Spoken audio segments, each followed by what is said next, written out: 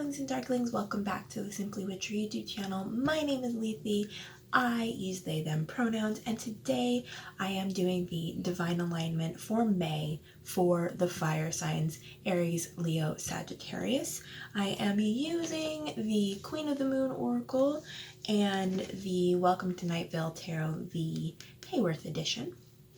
And so, unlike last month, where I pulled cards just for the whole collective, we are going back to Tarotscopes this month.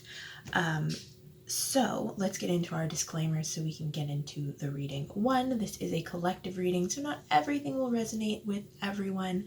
Take what resonates, leave what doesn't. 2, make sure you check in with your moon and rising sign as well as your sun sign, because you are not just your sun sign, and you'll get a more complete picture if you check all 3.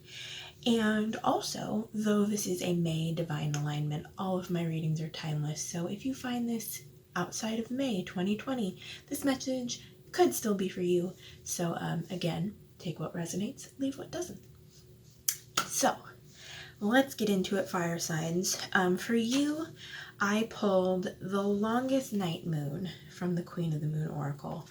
And this is a call to going into the depths, spending time in shadow work, spending time in solitude, in darkness, in quiet, in peace, and really digging down deep and pulling things up out of yourself that need to be addressed and need to be dealt with. And the rabbit right here is really speaking to me right in this particular moment. And rabbits,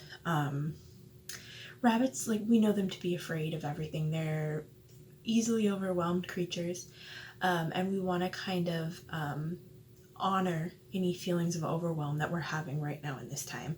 And you do that by going deep, feeling through your feelings and understanding them. And so that's what this card is calling all of us to do in the present moment. So we'll move on to the individual signs. Now, Aries, for you, I pulled the Moon, the Ace of Wands, and the Knight of Swords. So, Aries, for you, you have the Moon card, which I think is just an echo of that Oracle card we were just talking about. It's a call to going deep, getting down in the inside of your soul and spending time there, understanding it, really taking time to really understand yourself is really important right now. And you really need to get in touch with your intuition, trust your gut feelings, go with your inner higher knowledge, whenever it is ethical to do so. And really just get deep. This is a real call to get deep. And then with the Knight of Swords, like we've got some things to work through, Aries, in your mind, your thought patterns, the way you think about what you do and how you do it. There needs to be a shift in there. I know for me as an Aries sun, I tend to devalue the process in work, the progress of healing, and that's something I've had to learn to value. So it could be something like that. That's just me speaking from my own experience, but I think Aries is pretty susceptible to being like, the end result is what matters, or the destination is what matters. Let's move, let's get going, and move as quickly as possible. But remember to honor the process, especially the mental processes that you're required to go through. Recognize how far you've come and celebrate all those things. Celebrate the process. And then the Ace of Wands, which for me is a very Aries card in the minor arcana, especially. For this, the seed of fire is really calling you to creativity.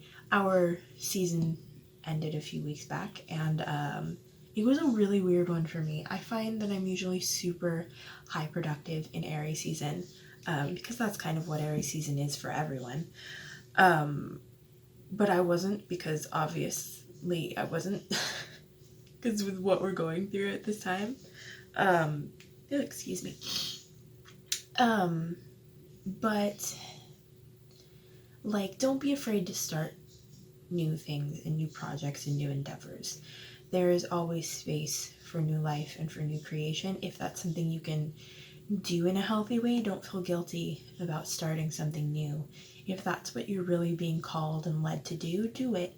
I know we were all talking about rest and how important it is to rest and pause. And it is, clearly. The moon and the oracle card, the long night moon, all are calling you to do deep inner work. But that doesn't mean you can't create new creative endeavors while you're doing that. If that makes sense. It just needs to be led from the depths instead of from, up high in this time. So that is my reading for Aries. Next up, Leo. For you, I drew the Ten of Wands, the, Six of Wands, and the Chariot. So for you, Leo signs, there's a lot of movement. With the Chariot, obviously, this is about moving forward, moving in confidence and in speed. And I'm hearing move on right now. Your job right now is to move on from something. And with these two paired together, the oracle card that I pulled for all the fire signs and the Chariot, there's something that you're hanging on to on the inside. Some relationship, something that didn't work out, something. You're hanging on to something, and it's time to let it go, because when we don't let things go, they just build up and they fester. And now is not the time to allow things to fester. Now is the time to gather our resources and to do great and amazing things with them, to cultivate creativity and abundance and, the things that make life happy and joyous and wonderful. So move on so you can move up is really the message for you right now, Leo. Don't worry about other people right now. It's about you, and you need to let other people do what they're going to do and let go. That's what I'm hearing for you this month. So, last but certainly not least, Sagittarius. Hello, how are you? I pulled the Knight of Wands, the Emperor, and the Nine of Pentacles.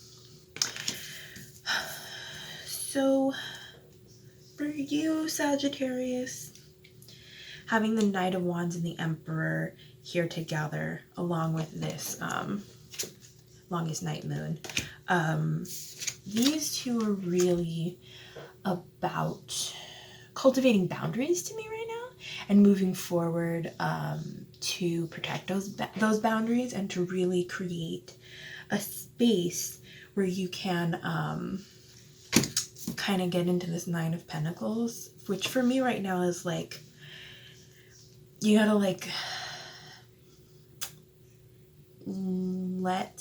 set up your boundaries and then kind of clean the wound, I guess is kind of what I'm saying. You gotta pull up the weeds so that the plant you actually want to grow and flourish can. So your deep work is all about setting and defending your personal boundaries in this time. You need to protect yourself.